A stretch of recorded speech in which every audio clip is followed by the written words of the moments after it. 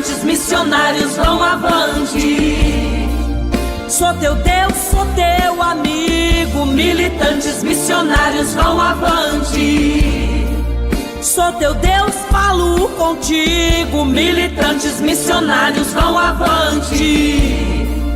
A serviço do reino. Cumprimento os irmãos com a paz do Senhor. Quem está feliz com Jesus hoje? Encontra uma pessoa bonita do seu lado e dê um sorriso para ela. Ficou difícil? Se não tiver ninguém bonito aí embaixo, é só olhar aqui para cima, tá bom? Mas não é para mim não, é para o pastor Adão, né? Nosso reverendo está usando um terno aqui hoje que nem Salomão teve um terno igual esse para usar, viu? Quero cumprimentar o pastor Adão, nosso reverendo, a pastora Egmara e a todos os irmãos que vieram para o 11º Congresso Militantes Missionários. Estou feliz de estar aqui. Fiquei extremamente abençoado com as 2 palavras que foram pregadas aqui, pelo menos da hora que eu cheguei até esse momento. E se o culto terminasse agora, eu já estaria extremamente satisfeito, porque Deus fala de todas as formas. Mas, como me foi dada a oportunidade, eu quero ministrar uma palavra do coração de Deus ao coração de vocês. Amém? Em reverência à leitura da palavra, vamos estar em pé? Isso aqui é uma aeróbica santa, né? Ginástica santa. Abra sua Bíblia comigo no Evangelho de João, capítulo de número 4. Deus está aqui. João, capítulo de número 4, versículo de número 13 a seguir, está escrito assim: E afirmou-lhe Jesus: Quem beber desta água tornará a ter sede. Aquele, porém, que beber da água que eu lhe der, nunca mais terá sede. Pelo contrário, a água que eu lhe der será nele uma fonte que vai jorrar para a vida eterna. Capítulo 7 do mesmo livro, 3 ou 4 páginas para frente, versículo de número 37, 38 e 39. João capítulo 7, verso 37, 38 e 39. No último dia, o grande dia da festa, levantou-se Jesus e exclamou: Se alguém tem sede, venha a mim e beba. Quem crer em mim, como diz a Escritura, do seu interior fluirão rios de água viva. E isto ele disse a respeito do Espírito que haviam de receber os que nele crescem, pois o Espírito até aquele momento não fora dado, porque Jesus não havia sido ainda glorificado. Feche a Bíblia, coloque no banco, na cadeira, e pegue na mão da pessoa mais perfumada do seu lado.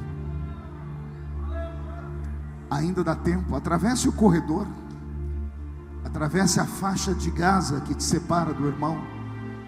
Isso, aperte a mão dele ou dela com carinho até eles falarem aleluia. Pentecostal que não faz barulho está com defeito de fabricação, não é? Vamos orar? Pai, nós te exaltamos, nós te glorificamos, e nós entendemos que dentro de alguns minutos, e este ambiente ficará pequeno para o tamanho da glória que o Senhor vai mandar do alto dos céus. Os que vieram tristes começarão a saltar de alegria, os que vieram se arrastando não voltam para casa se arrastando, hoje voltarão voando nas asas de um novo tempo.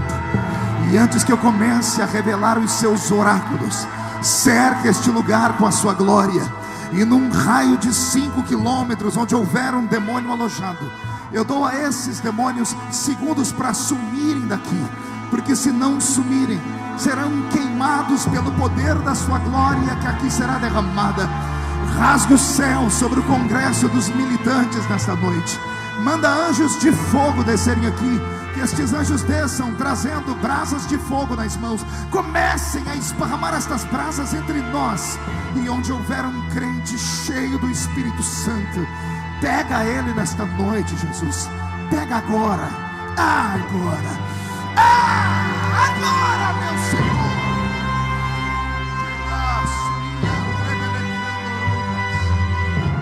Fala conosco. Fica conosco. É o que eu te peço agora e sempre. Toda a igreja diz. Os que podem, tomem o seu assento aplaudindo a Jesus, porque Ele é bom, porque Ele é maravilhoso. Graças a Deus. Querida igreja, noiva do Cordeiro, simpatizantes da nossa fé, amigos que vieram de perto, que vieram de longe, autoridades constituídas, autoridades eclesiásticas, levitas, amigos que estão no restaurante aqui atrás, todas as pessoas que estão ouvindo o eco da minha voz, aqueles que não estão se sentindo muito confortáveis, eu vou pedindo desculpa, porque culto de crente é assim, somos barulhentos por natureza. E detalhe, não tem uma gota de álcool aqui, não tem uma carreira de cocaína aqui, não tem uma pedra de crack. Aqui nós tomamos um chazinho, o chá da raiz de Jessé, Jesus de Nazaré. E é Ele quem nos dá alegria, força e vitalidade. Eu prego o Evangelho desde criança. Eu tinha 13 anos de idade quando comecei a pregar. Hoje eu tenho 46 anos, cara de 50, corpinho de 60. Hahaha, porque não é você? Só Jesus sabe como os dias têm sido difíceis e como a idade chegou rápido e eu não esperava, pastor Adão. E eu não trago na minha memória, desde a minha infância até os dias de hoje, a lembrança de um culto que Jesus tenha faltado à reunião. Poucos entenderam, vou tentar melhorar. Eu quis dizer que desde criança até hoje, eu não me lembro um culto que Jesus tenha sequer chegado atrasado à reunião. Ele sempre chega quando o primeiro crente chega, e ele só vai embora quando o último crente vai embora. Isso quando ele não encontra aqueles crentes maluquinhos, que eu não sei se tem aqui no Crato, que amam emendar o culto numa vigília. Porque se ele encontrar os vigilheiros, ele fica com eles até o sol raiar. Tudo isso porque ele deixou na sua palavra uma promessa. Ele disse: esta é a minha igreja, e as portas do inferno não prevalecerão contra ela. Glórias a Deus.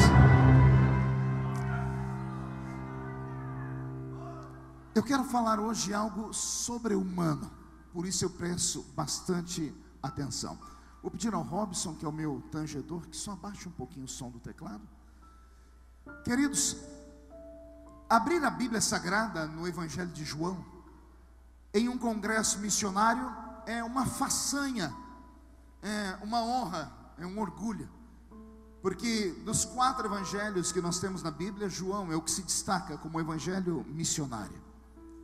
É ele quem traz a revelação do Deus homem, que caminha entre nós, que caminhou entre nós, e que um dia caminhará entre nós. Passado, presente e futuro se misturando. É claro que só acredita nisso quem não é normal. Os normais não acreditam que ele caminha no nosso meio. Os anormais já estão sentindo ele caminhar no nosso meio. No capítulo 4 e no capítulo 7, Jesus Cristo vai nos dar aqui um resumo do que são os evangelhos. Os evangelhos nada mais são do que encontros, narrativas de encontros entre Deus e homens. Repito, os evangelhos, os 4 evangelhos da Bíblia Sagrada no Novo Testamento, são relatos, narrativas de encontros entre Deus e homens. Não é a narrativa de encontros entre Deus e anjos. Não é a narrativa de encontros entre Deus e super-homens. Não é a narrativa de encontro entre Deus e os grandes reis. É a narrativa do encontro de Cristo com seres humanos, normais. A palavra ser humano é muito profunda. A palavra ser significa entidade sem corpo. E a palavra humano vem de humus, E humus é terra, e terra não limpa, mas uma terra carregada de esterco. Humus é terra com estrume. Olha o que é o ser humano: uma entidade invisível que habita dentro de um corpo podre. Isso é o ser humano. E eu faço questão que você memorize isso, porque tem pessoas no nosso meio que se acham acima dos demais, que acham que são maiores e melhores do que os demais. São tão perfeitos que, como disse o primeiro pregador aqui que falou sobre a fonte, eles acham que podem julgar as pessoas como se fossem juízes de causas espirituais. E sempre quando eu prego, eu gosto de enfatizar que eu não prego para anjos, eu prego para seres humanos. Seres humanos que são exatamente como eu, feitos do pó da terra. Que o único momento em que se sentem alguém é quando estão cheios da presença dele. Porque quando saímos do púlpito, é como se algo fosse arrancado de dentro de nós. O Senhor Deus, quando deu a esta terra um norte, quando veio a este mundo mostrar a salvação, Ele resolveu se apresentar a seres humanos. E todos esses seres humanos eram passíveis de se encontrarem com Ele e não aceitarem, porque muitos deles não aceitavam a sua própria vida. É o que vamos encontrar agora no encontro de Cristo com a mulher de Samaria. Diga comigo, samaritana. Não ouvi? Pergunte para o seu irmão: conhece a samaritana? Vem comigo, me deixa te apresentar ela. A mulher samaritana, a Bíblia Sagrada não nos fala o nome dela. A Bíblia Sagrada nos nega maiores informações. O que sabemos dela saiu da boca de Cristo. Jesus, no diálogo com ela, acabou revelando que ela não era uma mulher comum, era uma mulher que havia passado por 5 casamentos e estava agora vivendo uma vida em adultério, porque ela estava com um homem que não era dela. Jesus então revela para nós que esta mulher nada mais é do que um ser humano cheio de defeitos. Pior, uma mulher naquele mundo antigo, para ter a vida que ela tinha, era uma pessoa que arriscava todos os dias a sua própria existência.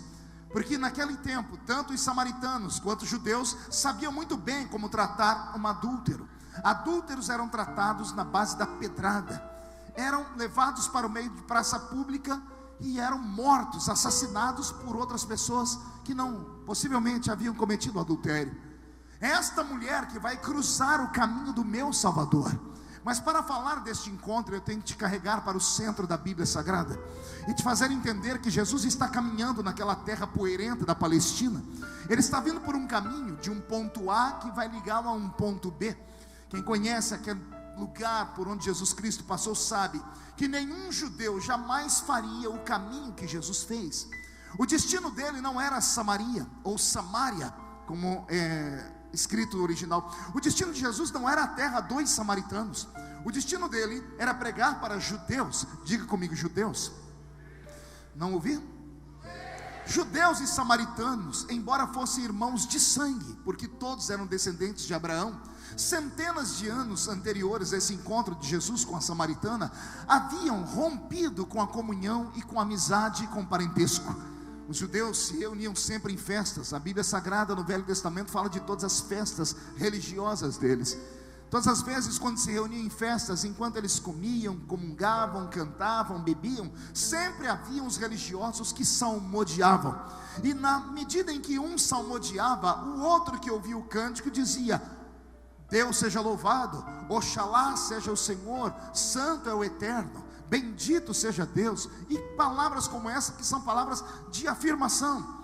Conta a história que um dia um dos judeus estava recitando um salmo, e quando ele terminou de recitar o salmo, a multidão toda respondia a ele: bendito seja o nome do Senhor, porque concordavam com o que ele estava dizendo. Mas na sequência ele emendou um outro salmo, e neste salmo ele disse: Deus tem que ser adorado em Jerusalém.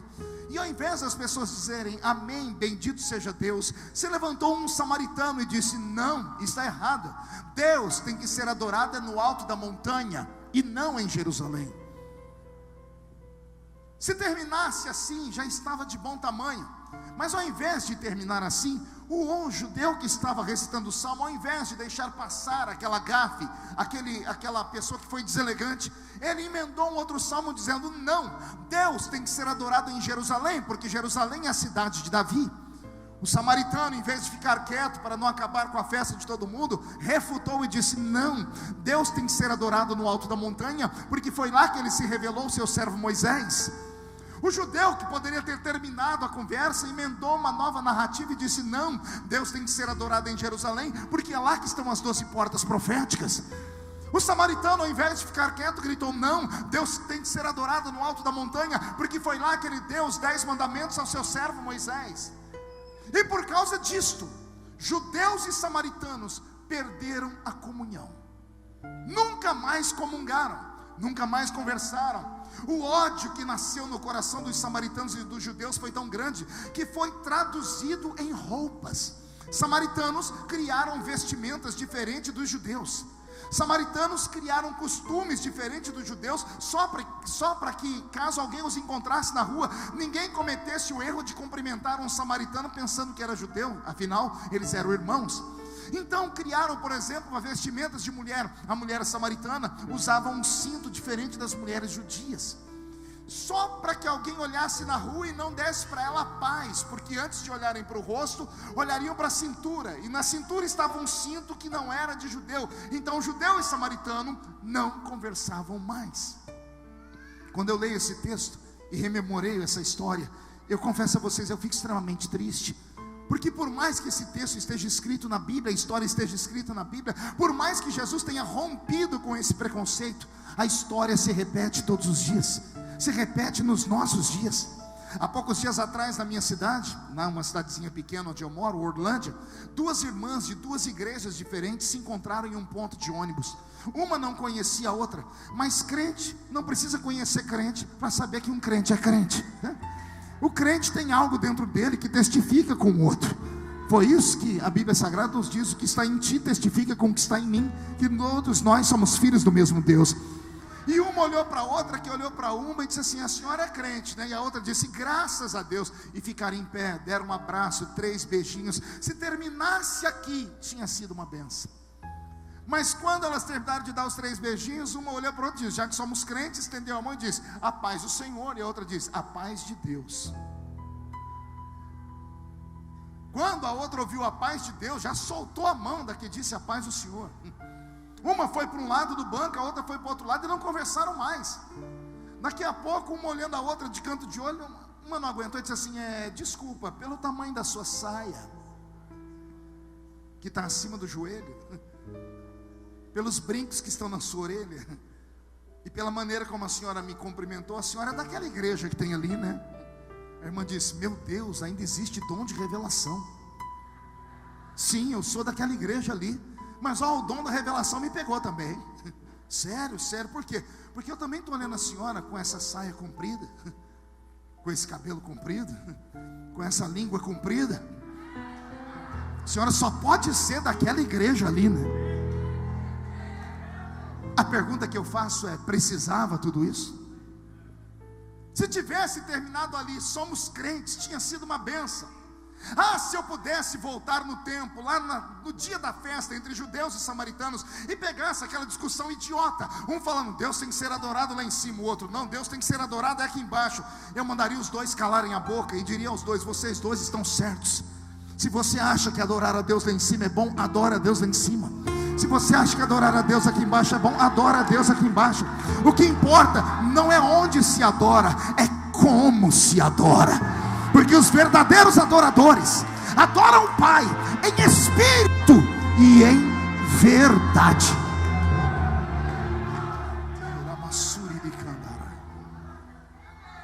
É esta mulher que sai de casa de manhãzinha, sai da cidade de Sicar. Diga comigo: Sicar.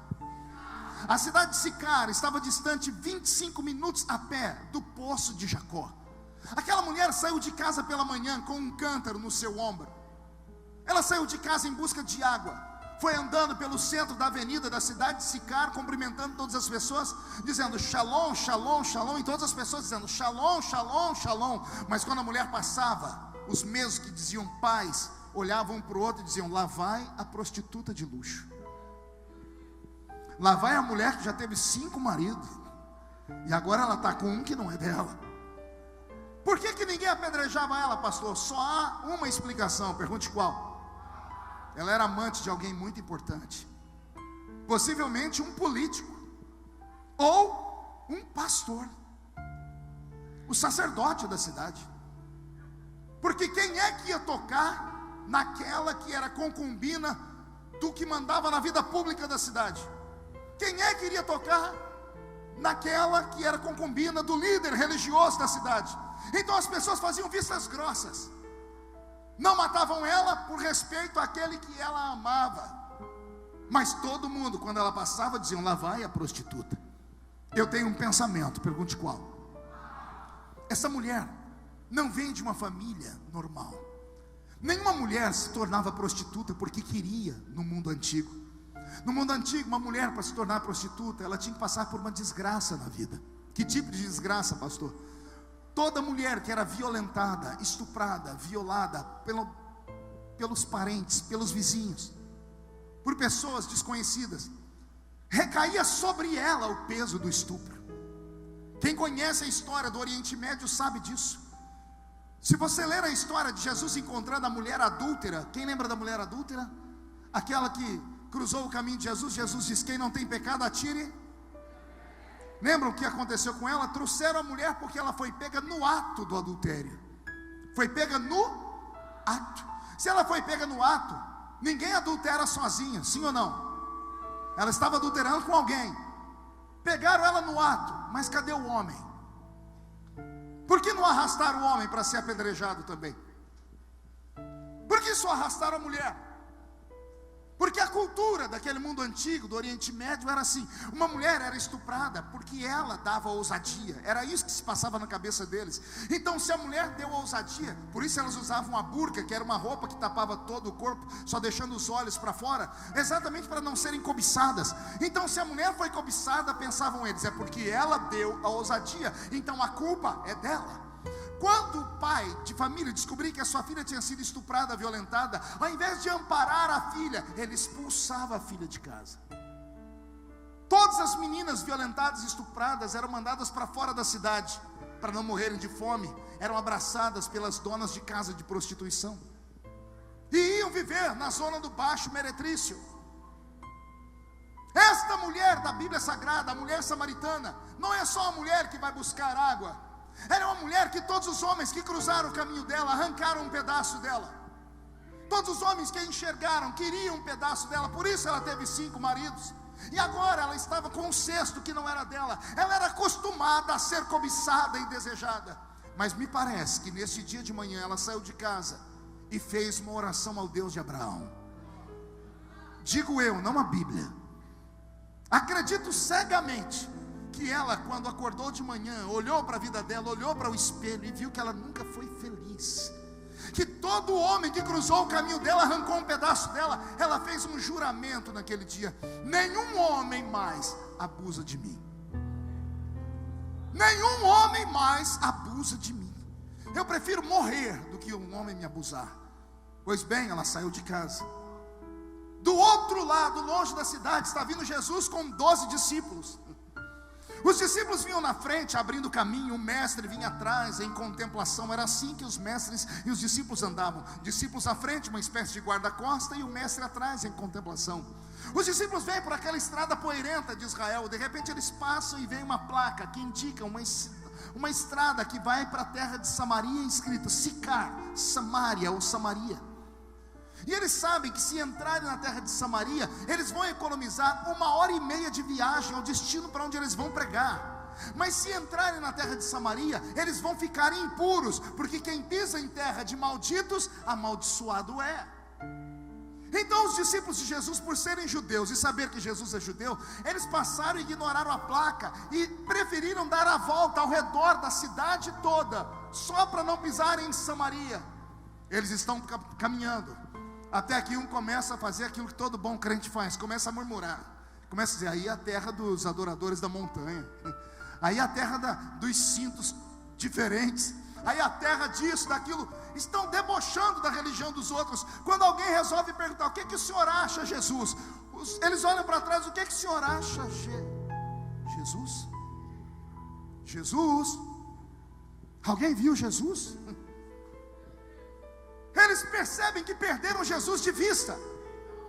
Como o arrebatamento não havia sido prometido ainda, os 12 correm lá para aquela bifurcação. Eles estão na estrada, aqui tem a estradinha que vai para Samaria, e eles vão caminho reto. Eles voltam aqui nessa encruzilhada, e quando eles olham ao longe, eles veem a silhueta do corpo de Jesus andando para dentro da terra de Samaria.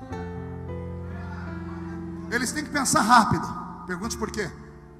Vão perder Jesus para sempre. Eles têm duas escolhas: entrar aqui e seguir Jesus, ou dar a volta ao redor da estrada toda, não se sujar, e 1h30 depois chegarem no destino, mas correm o risco de não ver mais Jesus. Ou eles vão ignorar a religião deles, ignorar tudo que aprendeu, e vão pisar na terra maldita, porque Jesus está pisando. E ainda bem que eles tiveram juízo, porque quem pode manda, e quem tem juízo, quem manda é Jesus. E Jesus entrou na terra, quer ser abençoado? Segue Ele, vai atrás dele, não perca Jesus de vista.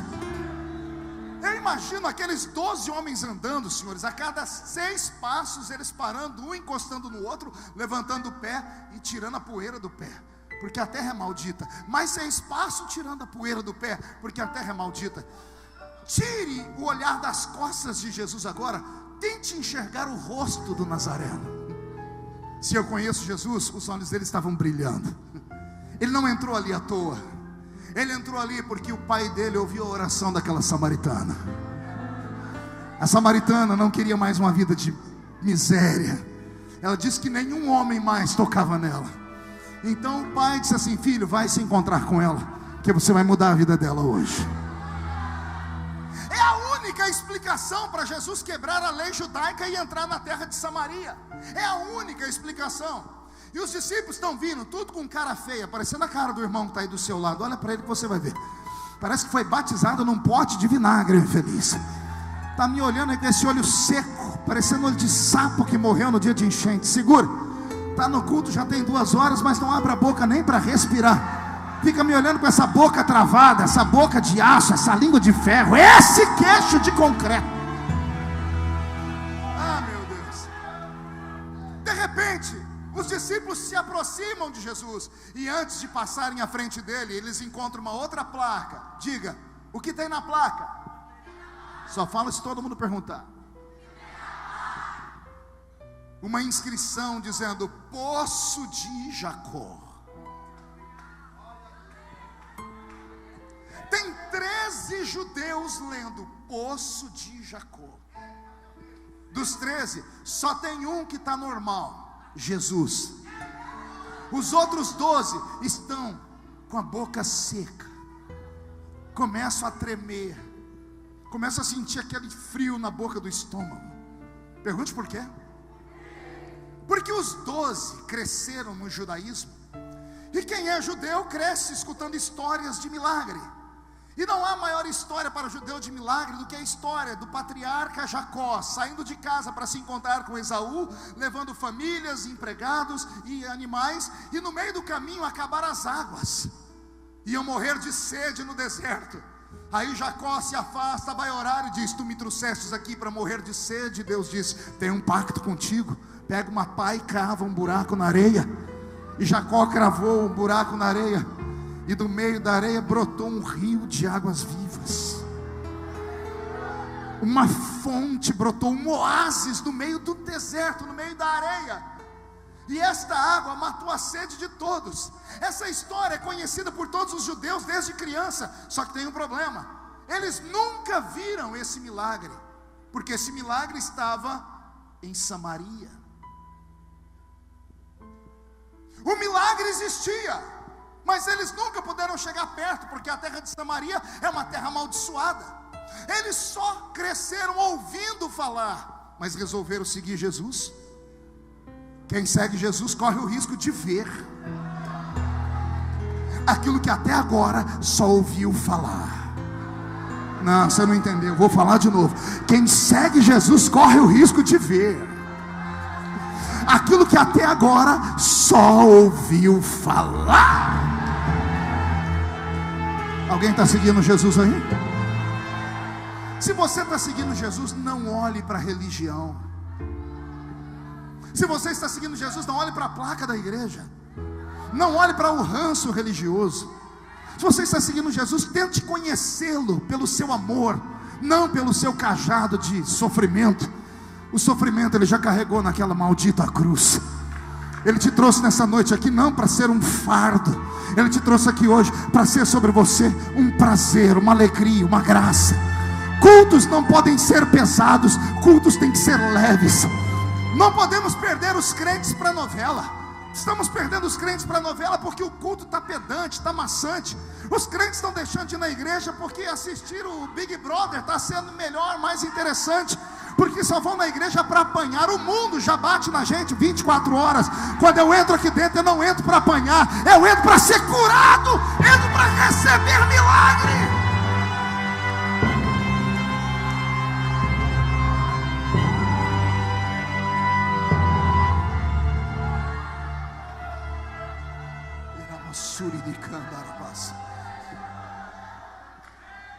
Os 12 discípulos estão ao redor do poço. Eles estão sentindo o cheiro da terra molhada. Eles estão ouvindo barulho de águas vivas lá de baixo. E agora que eles estão encantados, porque eles estão vendo aquilo que só ouviram falar, quando eles acham que aprenderam de tudo, penso eu em Jesus fazendo assim, ó. Todo mundo olhando para ele, ele dizendo: gente, está quente aqui, não é? Que calor. Pessoal, eu estou com sede, alguém aí pode me dar um copo d'água? E aí começam os problemas. Os 12 discípulos, um olha para outro, que olha para um, e ninguém tem um cântaro, ninguém tem um balde, ninguém tem uma caneca, ninguém tem uma xícara para dar água para ele. Jesus nunca pediu nada para eles. É a primeira vez que ele vai pedir: eu tenho sede, me dê um copo d'água. E os 12 santos, os 12 acusadores da religião dos outros, os 12 puros, não tem água para dar para ele. Pergunte por que não? Porque andavam com Jesus, mas andavam despreparados.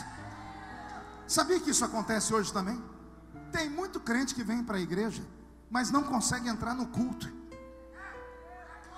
Ih, pastor, para me entender tem que ser inteligente. Eu vou falar de novo. Você consegue entrar na igreja, mas você não consegue entrar no culto. E entrar na igreja não é mérito para ninguém. Um dia desse eu estava pregando no estado do Paraná, um ginásio com uma multidão. No meio do corredor do ginásio tinha um cachorro.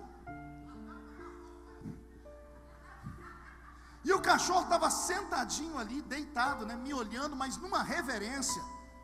Que eu falei: meu Deus, nossas crianças precisam aprender com aquele cachorro, né? Não param de andar de jeito nenhum. Ah, pastor, mas é tão lindo ver minha filhinha andar. Só a senhora que acha. Só papai e mamãe que acha. Mais ninguém acha. Tira a atenção de todo mundo. Aprenda, cuide do seu filho. Mas voltando, o cachorro estava em reverência. E lá no Paraná o pessoal é mais tranquilo, né? O estado é muito frio e todo lugar frio reverbera na personalidade das pessoas. Lá o pessoal é mais difícil pegar fogo, mas eles pegam. E quando o fogo vem, a glória de Deus desce. Pastor Adão prega muito lá, sabe disso. E daqui a pouco eu fui pregando, até que um crente valente lá atrás deu um grito: glória a Deus! Todo mundo olhou para trás. O cachorro não olhou também.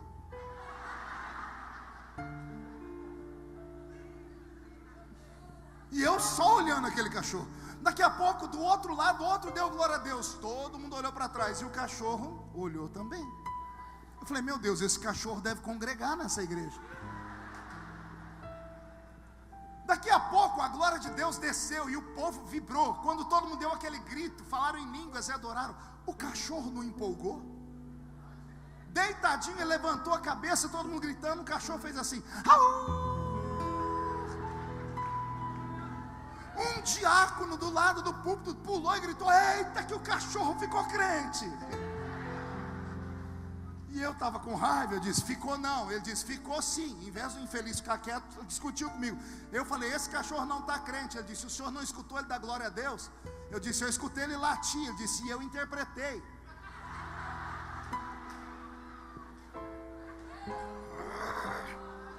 Ah, crente abençoado. Aí eu falei para ele: querido, não, heresia não. Falei: me deixa dar um ensinamento. Nenhum animal irracional dá glória a Deus. Pastor, o senhor não conhece o papagaio do meu vizinho. O do seu vizinho eu não conheço, mas eu conheço um que mandaram no meu WhatsApp. Papagaio pregou 2 minutos uma pregação minha, Adão, e terminou imitando minha língua estranha. Aí o irmão que mandou o áudio falou assim: ei pastor, você ouviu, meu papagaio está cheio do Espírito Santo. Aí eu falei para ele: querido, é bonitinho, mas não profana, não blasfema. Animais irracionais não dão glória a Deus. Disse: mas o senhor não escutou meu papagaio dando glória a Deus? Eu disse: ele não deu glória a Deus, ele falou glória a Deus. Ele disse: não é a mesma coisa? Eu disse: não. Só pode dar glória a Deus quem tem consciência. Só pode dar glória a Deus quem tem o céu dentro dele. E nesse mundo terrestre aqui só tem uma raça que tem o céu dentro dele. É essa raça que está me ouvindo pregar aqui.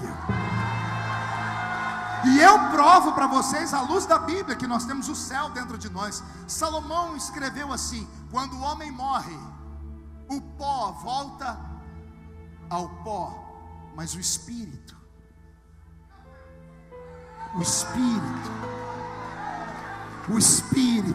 esse volta para o céu, porque veio de lá, volta para Deus. Só pode dar glória a Deus quem tem o céu dentro dele. Animais racionais não podem dar glória a Deus porque eles não têm o céu dentro deles.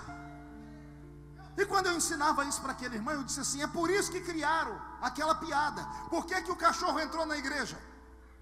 Porque a porta estava aberta. Ou seja, muitas pessoas conseguem entrar na igreja, arrastam os seus corpos para a igreja, sentam nos bancos da igreja, mas não saem dali. O apóstolo Paulo ensina isso aos coríntios: quando vocês se ajuntam, nada acontece, porque vocês só entram na igreja.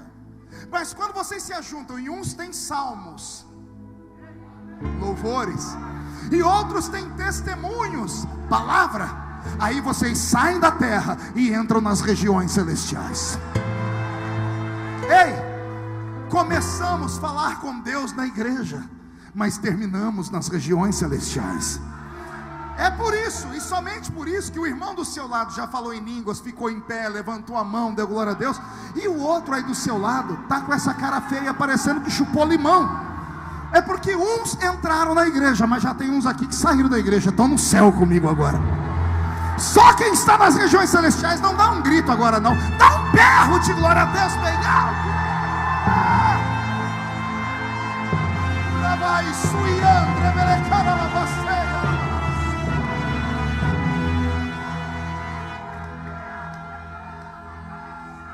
Ouça-me.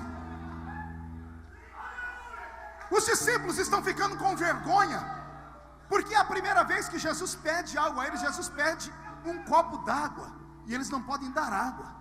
Eles ficam com vergonha, mas Jesus não queria envergonhá-los. Então Jesus diz para eles: aqui na frente tem uma cidade chamada Sicar. Vocês vão na frente, preparem um lugar para eu repousar, comprem comida e água. Eu vou ficar sentado aqui nessa pedra, debaixo deste zimbro, próximo desse oásis, e eu me encontro com vocês lá na frente. Jesus fez isso para os discípulos saírem de perto dele, para eles se aliviarem. Eles estavam com vergonha. Eles se reúnem e resolvem da seguinte questão: olha, um vai ficar com Jesus aqui, um segurança, e só um discípulo ficou com Jesus ali, João. Pergunte como eu sei, porque só João contou a história. João contou isso, é o único que conta essa história. Então João ficou ali, ele foi testemunha ocular daquilo. Os discípulos deixaram Jesus sentado em uma pedra, João ficou ali em pé, espécie de guarda-costa. 11 discípulos estão indo por uma estrada, indo para a cidade de Sicar. Enquanto eles estão indo, no sentido contrário, vem vindo uma mulher. Eles olham para a cintura dela, escândalo. A cintura mostra que ela é samaritana por causa da roupa. Eles olham para o ombro dela, ela tem o que eles não têm, um cântaro. E ela está indo de onde eles estavam vindo. Agora vem a parte mais bonita, pergunte qual? 11 discípulos estão indo, amém? 11 apóstolos, amém? 11 judeus, 11 santos, 11 homens que deixaram tudo pelo Evangelho, 11 homens, 11 homens escolhidos por Cristo.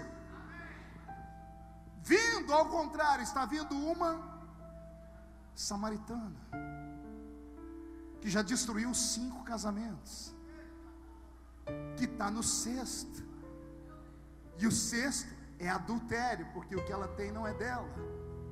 Está vindo uma prostituta de luxo, de outra religião, de outro povo, dos adoradores da montanha, indo 11 homens santos, 11 apóstolos, 11 apóstolos cuja nossa fé está alicerçada na fé deles, a nossa fé é apostólica. 11 homens santos que não puderam matar a sede de Jesus. Mas está vindo uma prostituta, uma condenada, uma vazia. Ela não tem o céu, mas ela tem um cântaro. Ela não tem o nome escrito no livro da vida, mas ela tem um cântaro, ela está preparada. 11 santos não deram, ela pode dar. Eu estou com o meu corpo todo arrepiado. Será que eu sou o único ser humano que já viu isso acontecer na igreja? Você prega uma mensagem e os crentes que estão na igreja há 10, 20, 100 anos, alguns crentes estão na igreja desde a época de Noé. Tem uns que não são tão velhos, não viram o dilúvio, mas pisaram no barro que sobrou na terra. E o pastor pode pregar o que for, Adão, e ninguém abre a boca para nada. Esses mesmos crentes saem lá fora depois, reúnem meia dúzia que tem a língua maior que a minha gravata, e vão achar defeito em tudo. Vão falar da eloquência do pregador, do grito, vão falar da irmã que desafinou na segunda estrofe, vão falar da barba do pregador. Ah, te peguei. Vão falar que ele estava de calça jeans. Vão falar de tudo, menos do que ele pregou. Só que no mesmo culto que esses crentes dizem assim: nossa, a gente tem que trocar de pastor que está ruim o negócio. Veio uma pessoa que não era crente, e na hora do apelo a pessoa foi chorando para frente. Aí a pessoa que não é crente foi falar com a pessoa que levou ela: você contou minha vida para o pregador? Porque tudo que ele falou é a minha vida. Mas a pessoa não é crente, a pessoa não é nada, é podre, vem do mundo, é prostituta, tem defeitos. Só que a pessoa vem com um cântaro. E quando ela vem com um cântaro, Jesus para tudo para falar com ela. Do que adianta todo mundo saber que a senhora é crente pela roupa e pelo cabelo, se ninguém mais sabe que a senhora é crente na igreja? Porque não profetiza mais, porque não canta mais, porque não ora como antes, porque não prega mais. Está na hora da igreja viver a verdadeira palavra. Dia desse, pastor Adão, Deus me deu uma palavra, eu estou trabalhando nela ainda. Eu vou liberar aqui para os irmãos guardarem no coração. Eu cresci ouvindo dia sim, dia não a pregação das 10 virgens, a parábola das 10 virgens. Quem já ouviu a parábola das 10 virgens? Todas as vezes que estava na igreja alguém ia pregar, um chicote comia. Aqui nós temos a igreja, a metade é prudente, a metade é louca. A metade tem azeite na botija, a outra metade não tem. O noivo vai tocar a trombeta, e só quem estiver preparado vai subir com o noivo. E eu já vi tanta gente falar tanta coisa. Esses dias atrás eu estava meditando, e o Senhor disse: filho, abra a parábola das 10 virgens e medite. Eu meditei, eu falei: Senhor, eu conheço isso aqui desde criança. O Senhor disse: leia de novo. Eu li umas 100 vezes. Eu falei: Senhor, o que o Senhor quer me dizer? O Senhor disse: leia de novo. Eu disse: eu li. O Senhor disse: anote os pontos que você encontrou, característica das virgens. Eu disse: virgem. O Senhor dizia para mim: o que significa virgem? Eu falei: pura. São virgens noivas. O que significa ser noiva? Estar com vestes para casamento.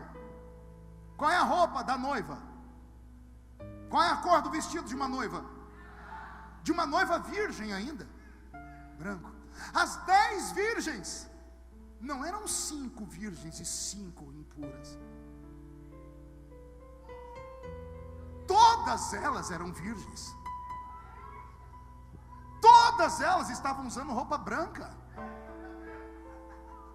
O noivo não reclamou da mancha na roupa, porque não tinha. O noivo não reclamou porque elas foram defloradas, porque elas perderam a virgindade e ficaram impuras. Não. O noivo reclamou delas não ter azeite.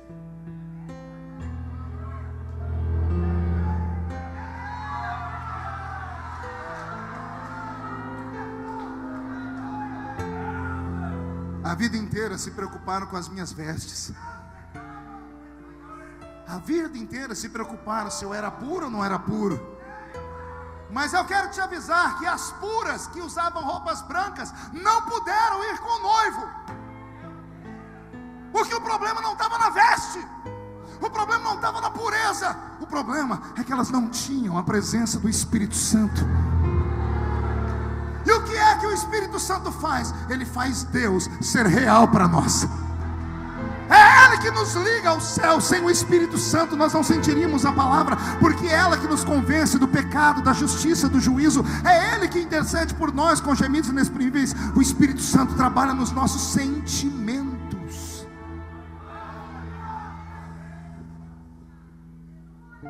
Do que adianta andar ao lado dele despreparado? A prostituta tinha o que os discípulos não tinham. E agora que ela chega perto do poço, ela viu Jesus e viu João. Ela viu quem? Jesus e João são judeus. Ela olhou a roupa dos dois. Os dois eram judeus, mas a roupa de Jesus deixou ela apavorada. Pergunte por quê? Porque ele era um doutor da lei. A roupa de Jesus era uma estola sacerdotal branca. E ela conhecia esses pastores judeus que matavam pecadores, a quem levavam pecadores para serem apedrejados. Quando ela viu Jesus com aquela roupa branca e um discípulo dele do lado, a mulher ajoelhou, tirou o cântaro do ombro, botou no chão, tirou um barbante, uma corda debaixo do cinto, amarrou no gargalo do cântaro, soltou o cântaro nas águas, tudo muito rápido. Ela quer ir embora, ela está desesperada. Se aquele homem que é sacerdote judeu descobrir que ela é uma pecadora, ele pode mandar matá-la. Ela tira a água do poço, ela desamarra o cântaro. Quando ela vai se ajeitar para ir embora, a voz de Jesus ecoa. Ouça a voz dele: Senhora, moça, mulher, me dá um pouco de água, porque eu tenho sede. Ouça-me agora com o coração. Quando Jesus pede água àquela mulher, a resposta dela é tão hostil, a resposta dela é tão violenta, que se eu traduzir aqui você vai se escandalizar. Não, pastor, João disse que a mulher olhou para Jesus e disse: como sendo tu homem judeu pede água a mim que sou mulher samaritana? Pois bem, a tradução disso é muito feia. Ela acusa Jesus de duas coisas. Ela joga na cara dele. Primeiro ela diz assim: como sendo tu homem. Quando ela diz isso, ela está falando assim: você não sabe que nenhum homem conversa com uma mulher que não é do seu povo, que não é da sua casa? Homens que conversam com mulher que não é do seu povo nem da sua casa, não passa de um safado. Quando ela diz, como sendo tu homem judeu, ela não sabia que Jesus era da tribo de Judá. Os judeus naquela época eram chamados de hebreus, e não de judeus. Ela não sabia que Jesus era da tribo de Judá. Judeu era aquele que pertencia à religião do judaísmo. Pela roupa branca, ela entendeu que Jesus era um líder da religião judaica. Então ela diz: como sendo tu homem, um macho e religioso, vem falar comigo que sou mulher e sou samaritana. Aquela mulher foi grossa. E isso me chamou a atenção, porque ela afrontou Jesus. E Jesus está com um capanga do lado dele, que é João. É uma samaritana contra dois judeus. E ela está afrontando um doutor da lei. Se Jesus fala: João, mata essa pecadora, João pegava pedra, pau e matava ela apedrejada ali. Ainda mais que Jesus já sabia a condição dela. Jesus já sabia que ela não era mulher de ninguém. Aquela mulher arriscou a vida dela. E é isso que chama a minha atenção. E eu fico Ao invés de ficar bravo, eu fico emocionado. Porque é aqui que eu completo a minha tese, a minha teoria. Quando ela afronta Jesus, deve ter sido por causa da oração que ela fez em casa. Nenhum homem mais toque em mim. Ela achou que Jesus era mais um. Ela achou que Jesus era mais um. Ela achou que Jesus estava cantando ela. Ela achou que Jesus estava se insinuando para levar ela para a cama, como todo mundo levou. E como ela fez um propósito: nenhum homem toca mais em mim. Ela diz: eu morro, mas ninguém toca mais em mim. Então ela afrontou Jesus: você é um homem que não tem vergonha na cara, está pedindo água a mim, que sou mulher samaritana. Ela arriscou a vida dela. A mulher deve ter fechado os olhos, esperado chuva de pedras e paus. João está com o coração saindo pela boca, dizendo: vai Jesus, me manda que eu mato. E o silêncio é quebrado por uma outra frase de Jesus, e essa frase é forte. Aí Jesus diz assim para ela: ah, mulher, se tu soubesses quem sou eu.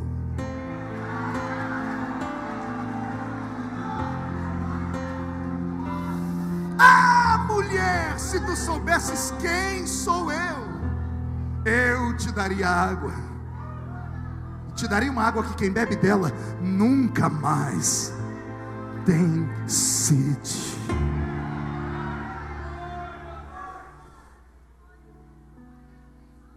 Quando Jesus diz isso a ela, a mulher se desequilibra. A palavra dele foi tão profunda e tão doce, que ela esperava um xingamento, uma maldição, um palavreado pesado. Mas quando diz: ah, se tu soubesses quem sou eu. Você quer ver como é que ela responde? Mas tem que ouvir com o espírito. Primeiro ela diz: como sendo tu homem judeu. Diga: homem judeu. Primeiro ela chama ele de as duas palavras de. Olha como muda. Aí Jesus diz para ela: se tu soubesses quem sou eu. Aí a mulher responde assim: mas Senhor.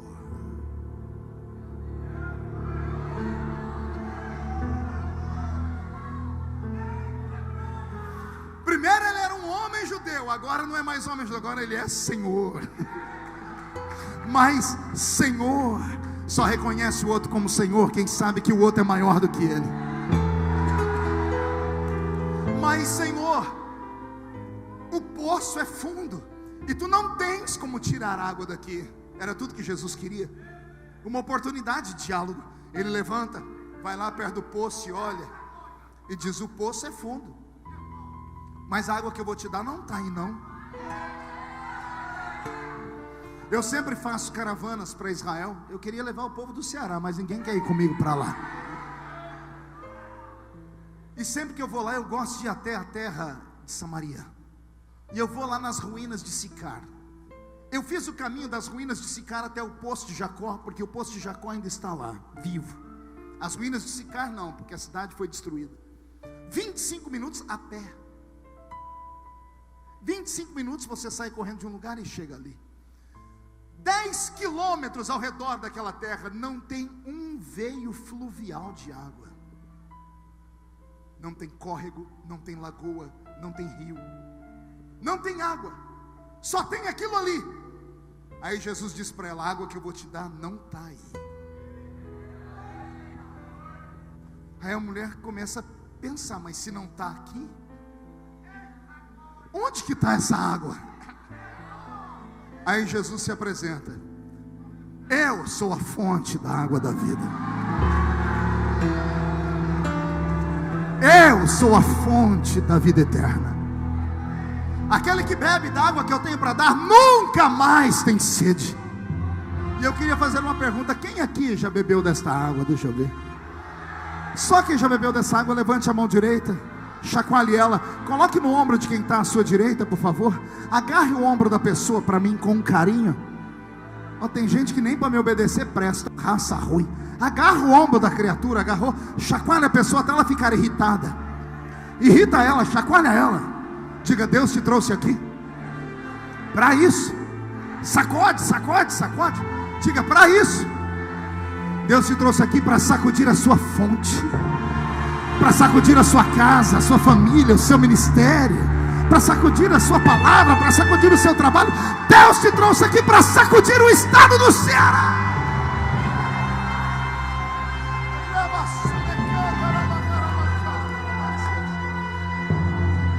Oh, glória!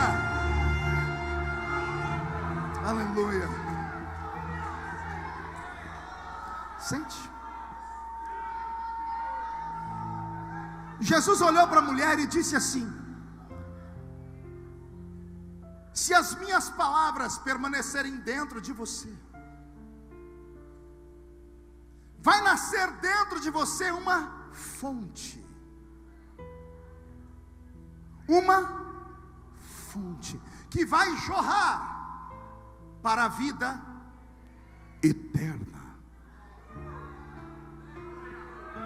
Diga comigo, fonte. Não ouvi? E memoriza aí. Abrindo um parênteses. Se você soubesse o que significa uma hora de culto. Se você entendesse o que significa uma reunião como essa. Como hoje é a primeira pregação que eu estou fazendo da agenda do ano, que eu cheguei dos Estados Unidos semana passada, eu estou mais tranquilo, vim de férias, né? Mas se fosse mais no meio do ano, esse pessoal que está andando aqui dentro tinha tomado tanto puxão de orelha que vocês iam falar que eu era a pessoa mais grossa do mundo. Eu não consigo compreender por que nós evangélicos somos tão irreverentes, somos tão mal educados. Quem aqui já foi da igreja católica? Levante a mão para eu ver. Quem ia na missa? Você lembra na missa alguma criança andando durante a missa? Sério mesmo? Você nunca viu? Você já viu da missa os diáconos levando água para o padre na hora que ele está pregando? Não? Servindo o sacristão, dando água para o sacristão, já viram isso? Também não? Não. Vocês sabem onde fica o banheiro da igreja católica?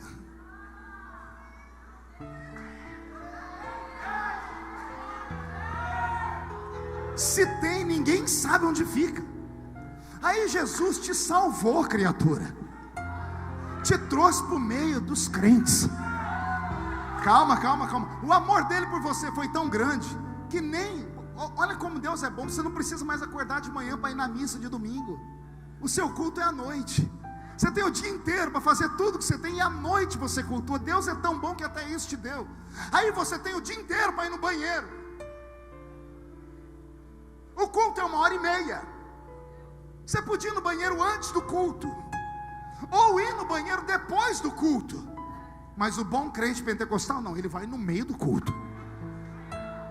Parece que ele recebeu a unção da salvação e foi tão grande que a unção desceu para a bexiga. Só pode ser.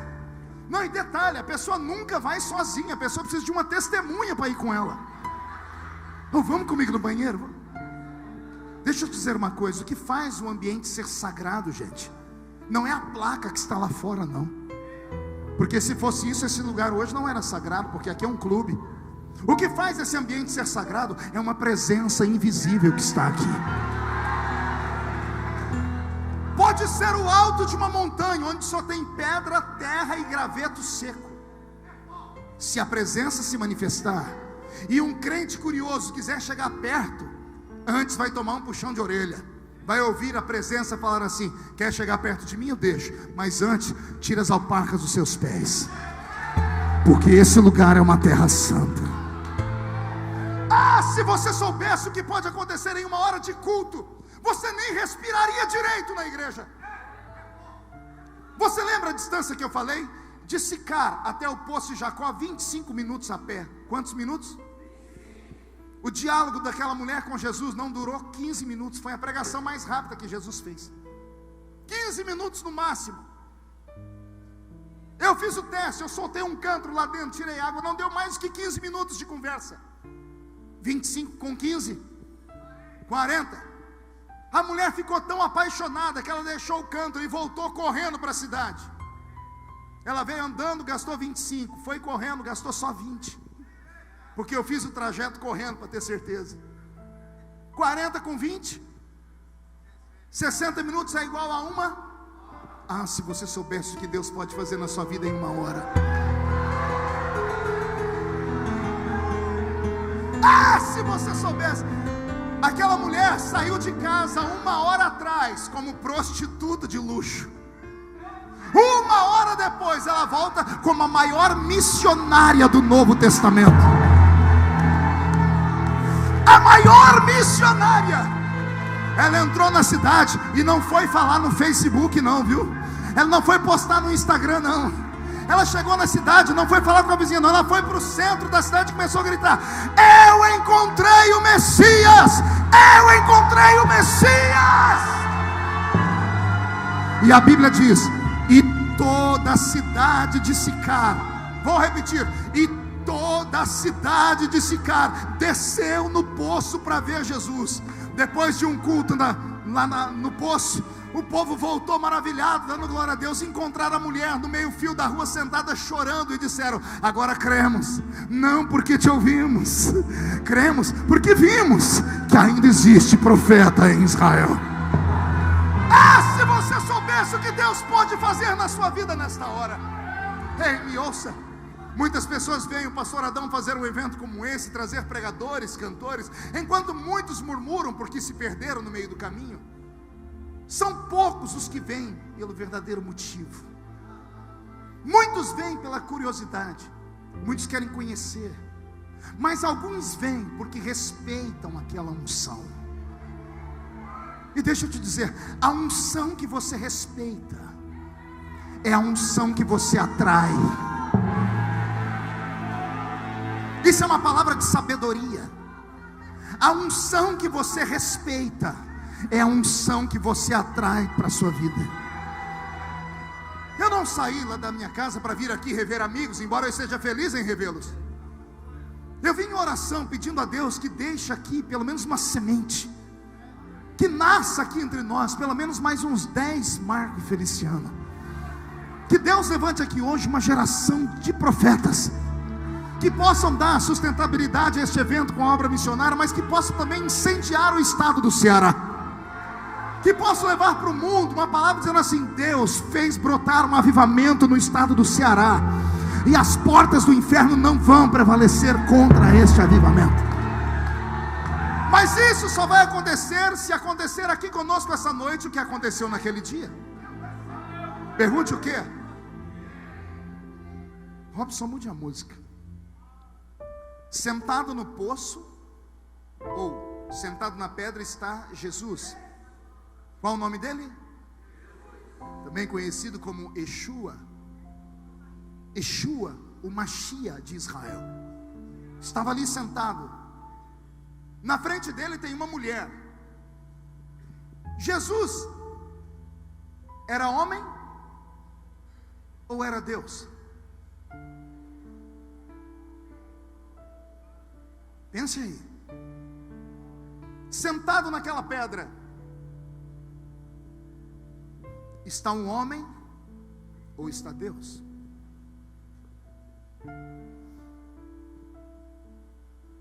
Jesus era meio homem e meio Deus? Não. Não era um ser híbrido. Ele era um semideus? Não. Então ele era homem e era Deus. Sentado naquela pedra então está Deus e está homem. Pedindo água à mulher, está o homem, está Deus, ou está os dois? Vem comigo, mergulha, é profundo. Quem está pedindo água? Ele está pedindo água só a uma mulher? Ou aquela mulher representa a humanidade? Ali está um debate entre a criatura e o Criador. O Criador é dono de tudo, sim ou não? Mas o Criador está dizendo: tem uma coisa que só você pode fazer por mim. Para isso eu te criei. Só você pode matar a minha sede. Pegou? Deus está sentado naquela pedra.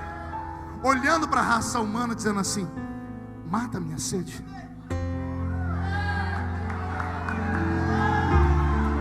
Mata a minha sede. Pastor, sede é uma necessidade. Exatamente. Mas então Deus tem necessidade? É difícil entender isso, né? Porque Ele é criador de tudo. Não existe nada que Ele não possa fazer. Mas existe uma coisa que mesmo podendo fazer, Ele não faz por causa do seu caráter. Que graça tem você comprar uma roupa nova e ter que andar com a etiqueta pendurada para todo mundo perguntar: oh, a etiqueta pendurada, é que eu acabei de comprar essa calça?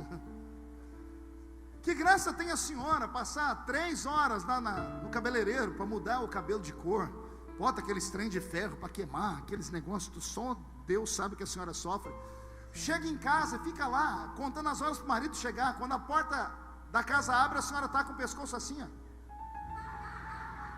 Ele olha e já toma tá tudo bem. E a senhora, para tentar chamar a atenção, faz assim. Aí ele diz: está com problema no pescoço? Bem, ela: alô, não está notando nada novo? Ele diz: o que foi? O que tem na sua testa? Aí a senhora fala: meu cabelo. Eu tinha percebido. Que graça tem você emagrecer e ter que andar com a camisa aqui? Pergunte como foi. E aqui atrás escrito Herbalife.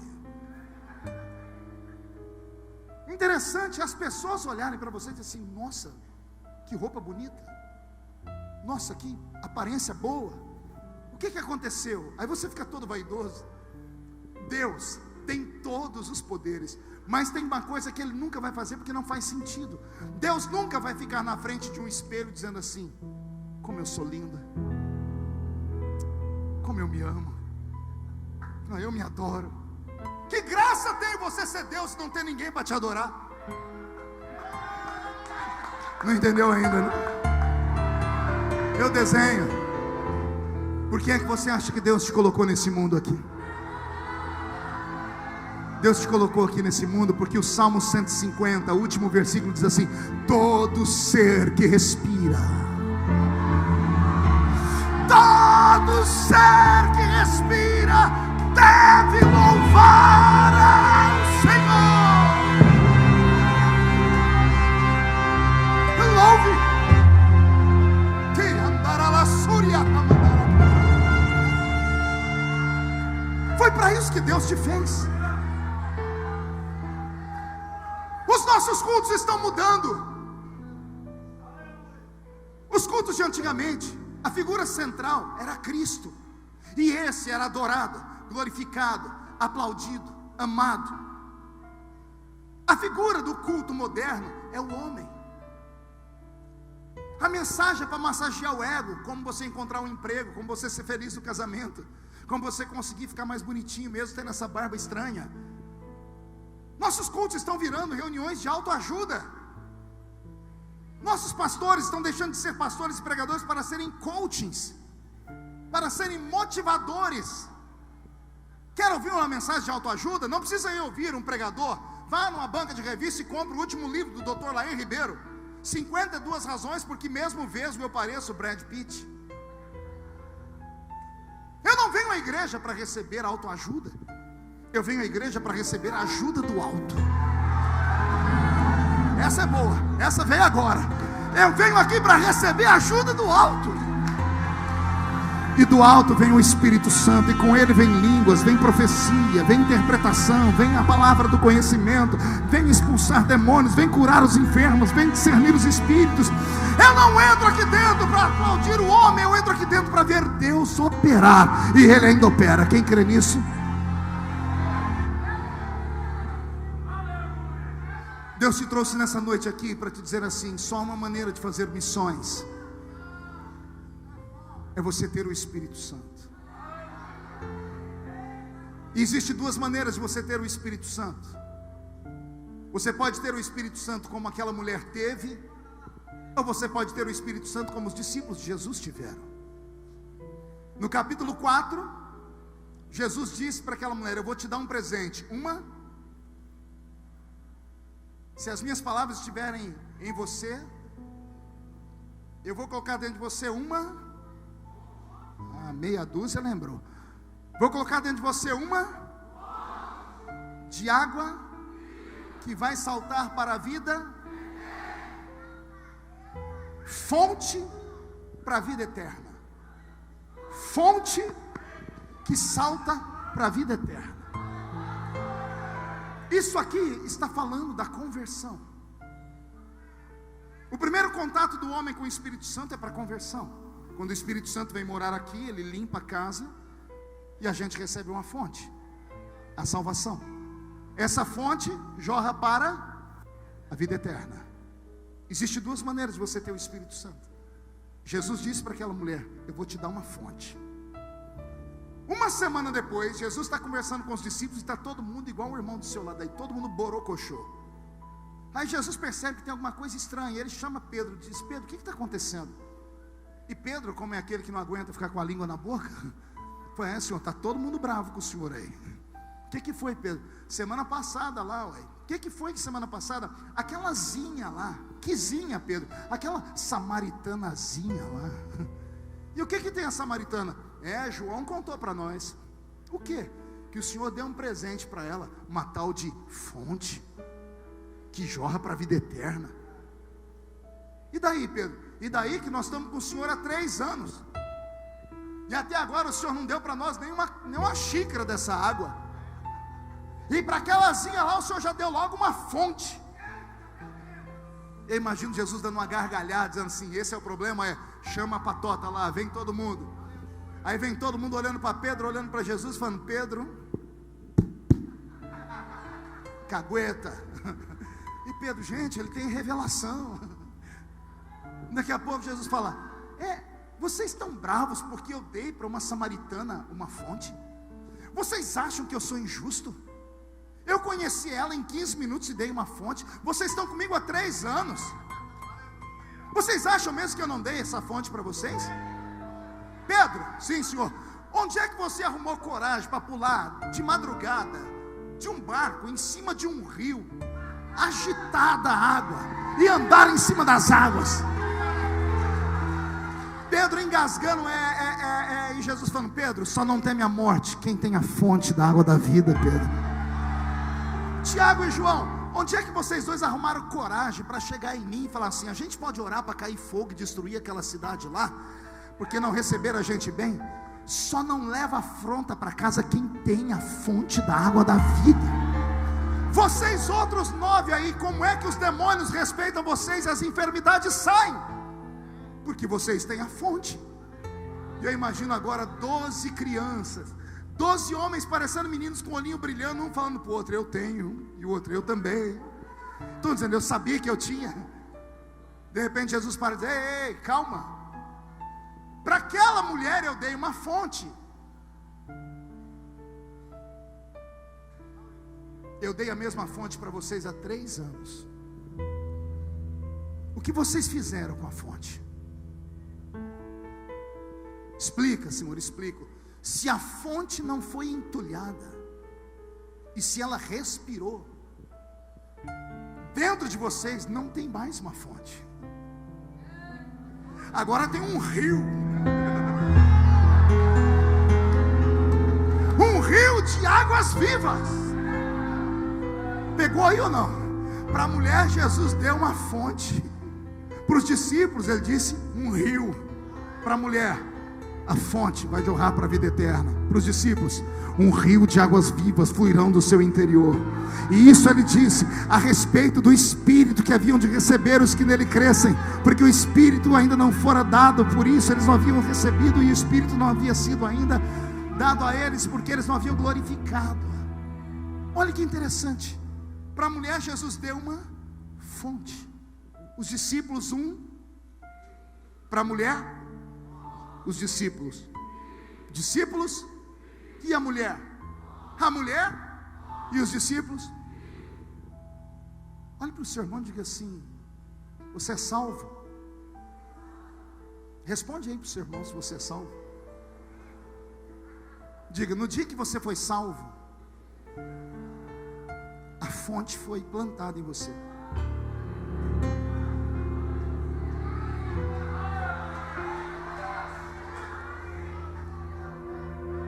Uns estão dando glória a Deus, e teve um monte de gente que fez assim, ó. Eu te entendo. Você compreendeu a pregação. Deixa eu te fazer uma pergunta. O que é que você fez com a sua fonte? Porque você não prosperou, você não cresceu, está morto, dando trabalho, pulando de igreja em igreja, procurando um lugar perfeito. O irmão que se converteu com você já é missionário lá na Conchinchina, e você não consegue ganhar nem a sua casa. Vocês receberam a mesma coisa.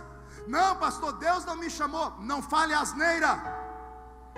Aprenda com quem conhece. Do céu só vem a salvação. A chamada não vem de cima. A chamada nasce aqui. A salvação é de cima para baixo. A chamada é de baixo para cima. Porque senão Deus seria injusto. Deus teria então chamado todos nós aqui e feito assim: bom, você vai ser pregador, você vai ser só membro de banco, você vai ser cantor, você vai ser só um desviado, você vai ser um profeta e você vai ser um crente murmurador. Não! Eu me converti em 1987. No ano em que eu me converti, Jesus salvou na minha cidade mais de 100 adolescentes. Todos nós crescemos na mesma igreja. Todos ouvimos os mesmos pregadores. Todos fomos à mesma escola dominical. Todos fomos à mesma vigília. Todos tínhamos o mesmo pastor. Por que eu decolei? E os meus amigos estão lá até hoje. Pegaram toda a experiência do cristianismo que eles tiveram, colocaram em uma caixinha de sapato e esconderam no guarda-roupa. Por que eu voei? Ah, pastor, porque o senhor não, eu não sou um nazireu. A Bíblia fala de nazireus, homens escolhidos por Deus antes de nascer. A Bíblia fala deles. A Bíblia fala de Sansão, de Jesus, de João. A Bíblia fala de Deus conversando com profetas: eu te escolhi no ventre da sua mãe. Esses são nazireus. Mas a Bíblia também fala no livro de Levítico: se você não nasceu nazireu, faça o voto.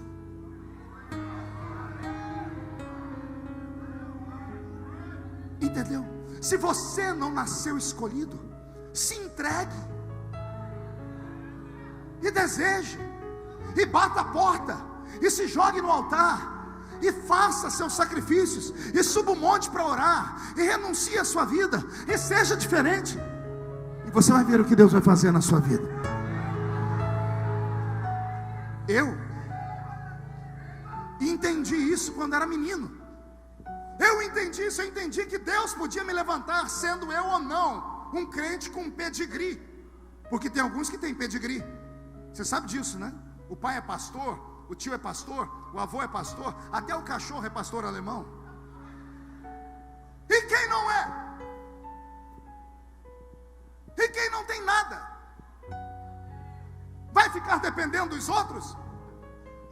Eu me lembro como se fosse hoje. Eu tinha 15 para 16 anos. O pastor José Bispo dos Santos, no púlpito, disse: Deus falou comigo essa madrugada e me mandou chamar 3 meninos aqui na frente, que Ele vai usar poderosamente na palavra. Ele disse: vem aqui para frente, Elias Chaves. Lá foi o Elias. Flávio Felipe Antônio. Lá foi o Flavinho. Ele disse: Marco. Quando ele falou Marco, levantou 5. Nome de pobre é uma tristeza, né? Tinha 5 Marcos na igreja. Aí ele falou: não, são todos os 5, não é só um, é o Marco Belisário. Quando ele falou Belisário, Belisário foi para frente. Os outros sentaram e eu sentei. O pastor começou a orar por esses meninos, a igreja ficou de pé, mas caiu uma unção na igreja. E eu, ao invés de sentir alegria pelos meus irmãos, eu senti uma inveja. Me deu uma dor aqui dentro. E eu comecei a brigar com Deus. Eu disse: o Elias, a mãe, dirige o círculo de oração, eu entendo. O Flavinho, o pai dele era pastor batista e virou assembleiano, eu entendo. O Marco Belisário, o pai dele é um dos obreiros mais antigos da igreja, eu entendo.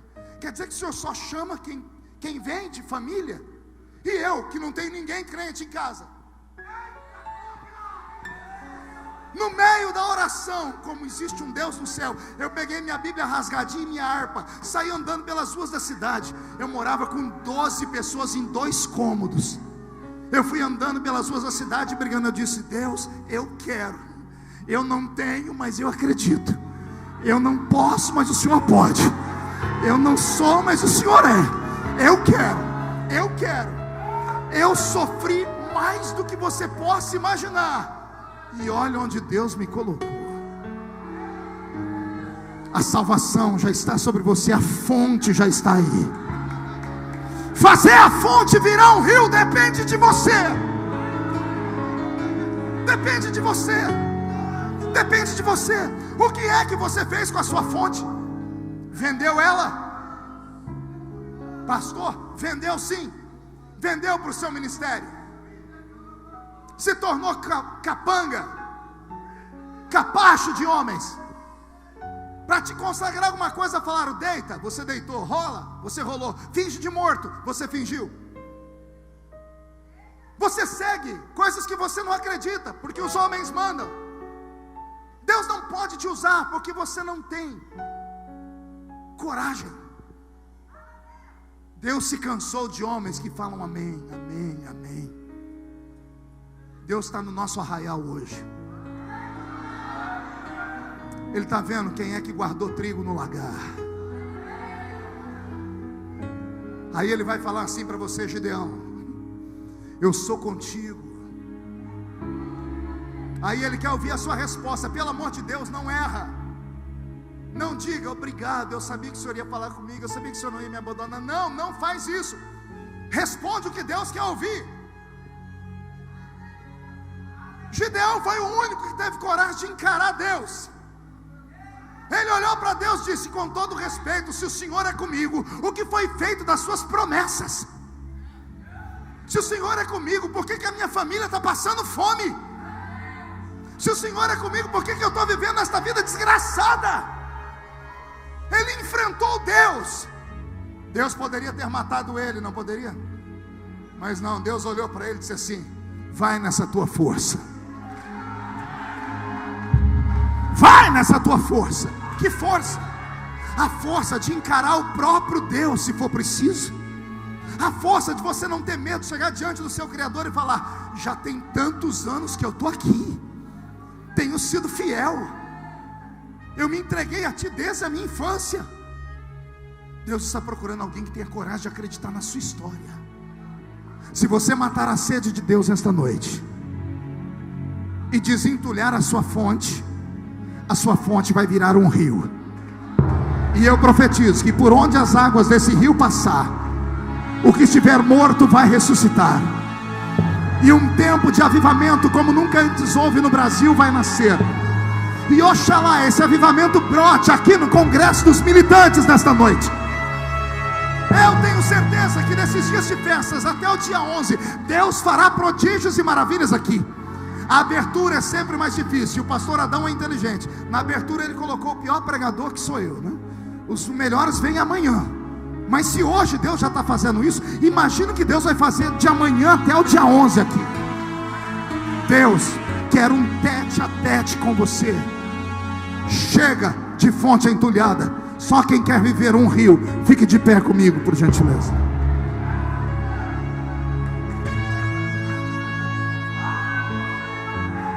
Eu vou fazer um convite. Feche os olhos. Eu não sei se alguém vai ter coragem de atender o meu convite, mas eu vou ter coragem de fazer. Eu não quero orar para pular, para cair, para... Se acontecer, seja o que Deus quiser.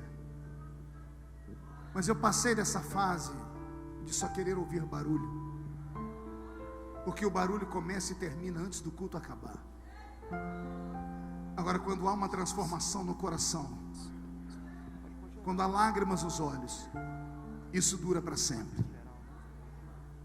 Com muita humildade, porque eu não sou melhor do que você. Com muita humildade, eu queria orar aqui por homens e mulheres que tenham coragem de dizer assim: pastor, a minha fonte está entulhada, e já tem tempos. Eu perdi tudo, acabei ficando até orgulhoso, e o orgulho me arrancou do jardim, e hoje eu caminho em terra seca. Chega mais perto, pode chegar bem perto.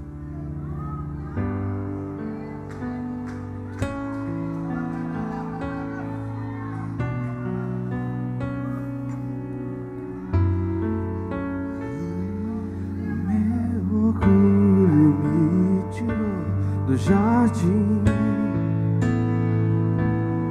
a humildade colocou o jardim em mim. Se eu vender tudo que eu tenho em troca do amor, eu falharia.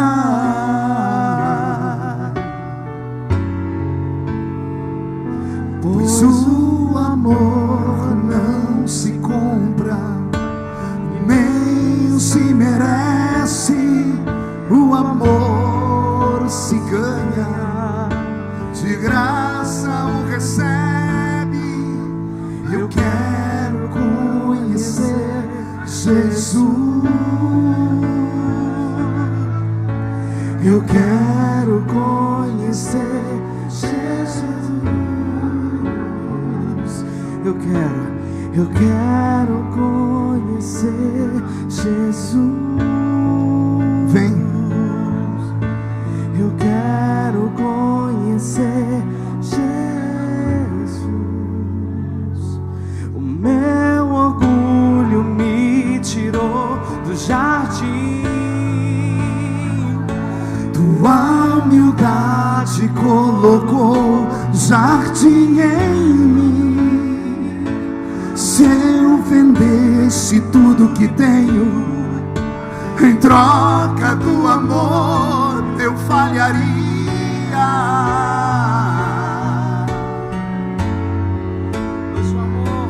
Pois o amor não se compra, nem se merece. O amor se ganha, de graça o recebe. Eu quero conhecer Jesus. Conheçamos e prossigamos. Conheçamos e prossigamos. Eu quero. meu amado é o mais belo entre milhares e milhares. Meu amado é o mais belo entre milhares e milhares.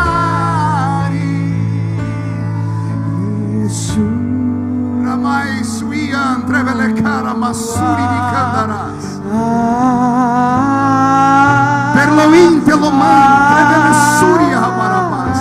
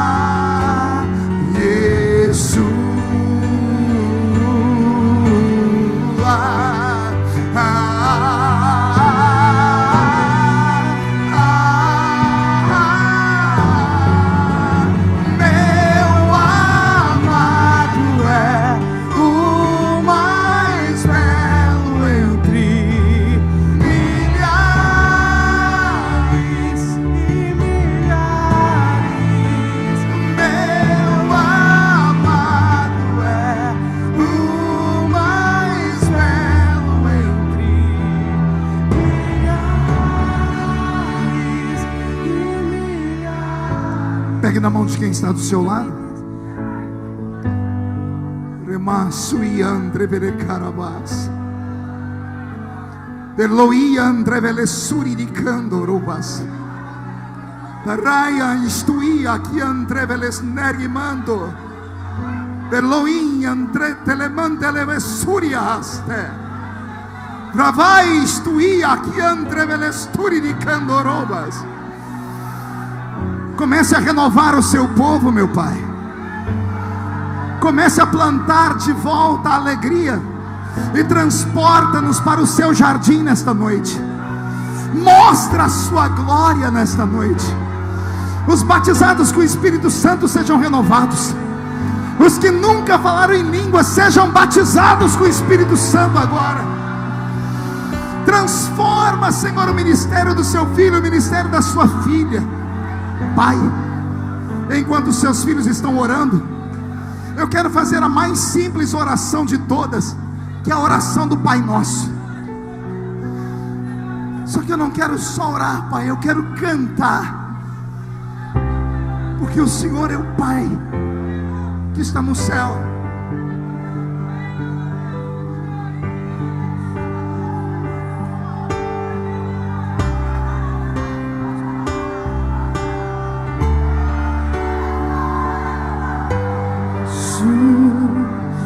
No céu,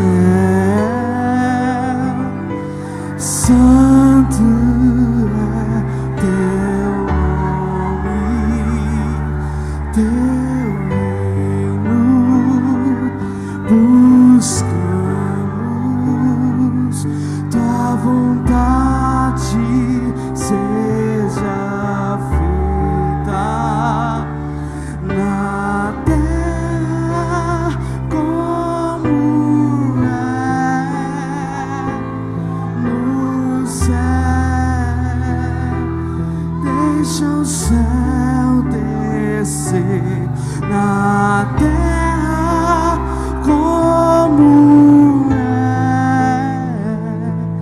no céu. Deixa o céu descer. Deixa o céu descer. Deixa o céu descer. Deixa o céu descer. Solte as mãos do seu irmão e ergue as mãos aos céus. Deixa o céu descer. Abre o céu, ó Deus.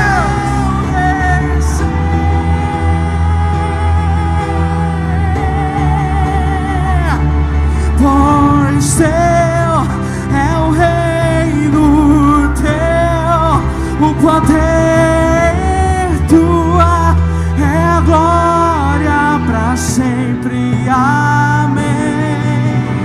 Teu é o reino, teu o poder, tua é a glória para sempre.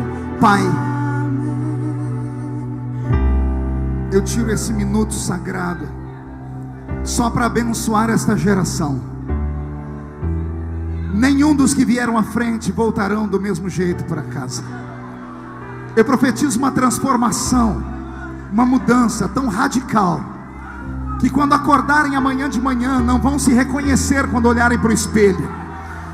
Eu profetizo que ministérios estão nascendo aqui nesta noite. Eu profetizo que um tempo de glória cai sobre o estado do Ceará como nunca antes aconteceu. Eu acredito que aqui do meio o Senhor está separando alguns homens e mulheres para uma obra extraordinária no Brasil. Eu profetizo, ó Pai, que quem viver verá, para ver as coisas que vão acontecer aqui no estado.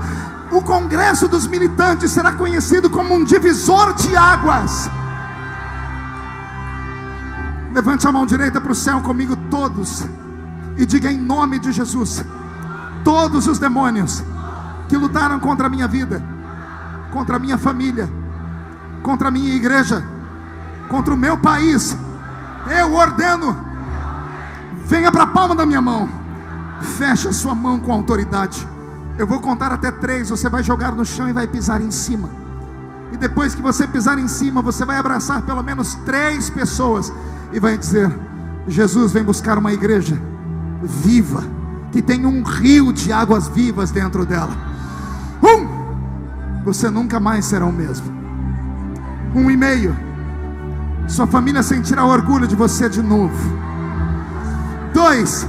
Quem viver verá o que vai acontecer no estado do Ceará. 2,5. Eu profetizo que a cidade de Crato será chamada de capital do avivamento do estado do Ceará. 3. Jogue no chão. Pise em Deixa cima. o céu descer. Deixa o céu descer. Abrace alguém, Deixa o profetize. céu descer. Deixa o céu descer.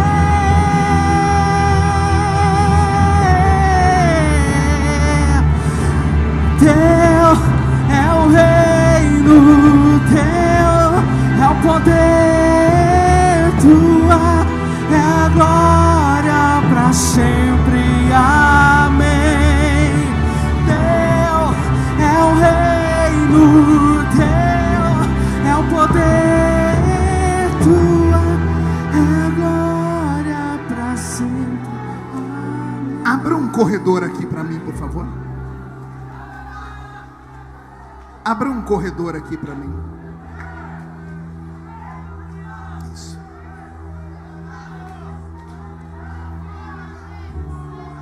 Obrigado. Feche os olhos por um minutinho. Eu queria saber se existe entre nós um homem ou uma mulher que há muito tempo não entrava em uma igreja, que há muito tempo não assistiu um culto, que vieram a esse culto atraídos pela propaganda, pela curiosidade, atraído pela oração da família, do amigo.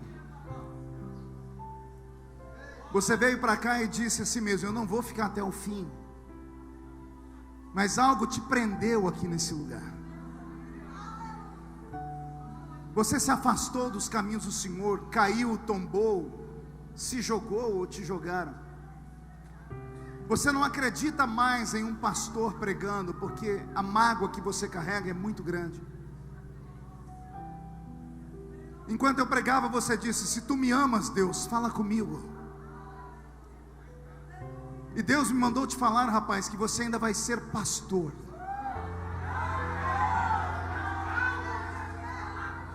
Que a senhora será uma grande mulher de Deus ainda.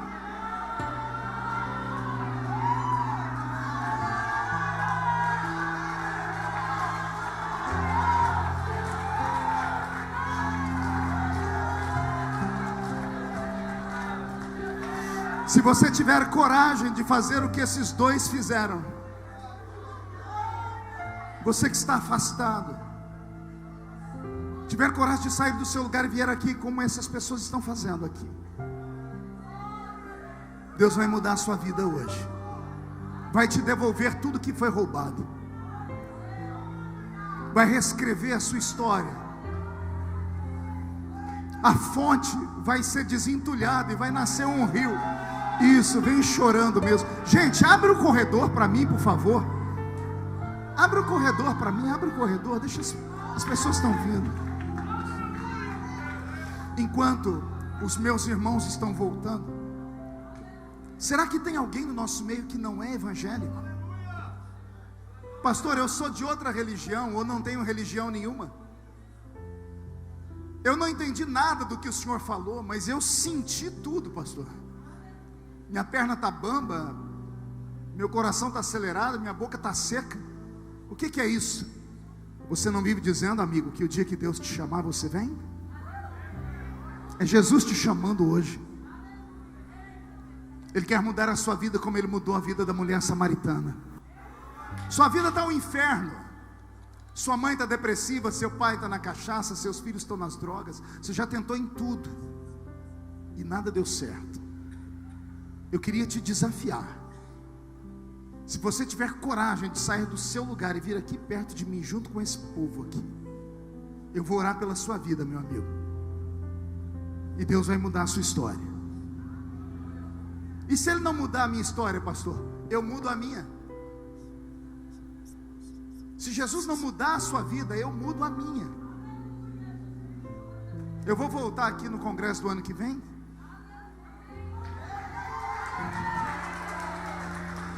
Se o pastor Adão não me trouxer, eu venho de jegue para cá. E aí você pode vir e falar: pastor, minha vida não mudou nada. Eu rasgo a minha Bíblia se a sua vida não mudar. Agora você tem que ter coragem, tem que entregar a sua vida para Jesus. Se você tiver coragem, como algumas pessoas já fizeram, Deus vai mudar a sua história. A igreja vai inclinar a cabeça. E eu estou te esperando. Vem. Força.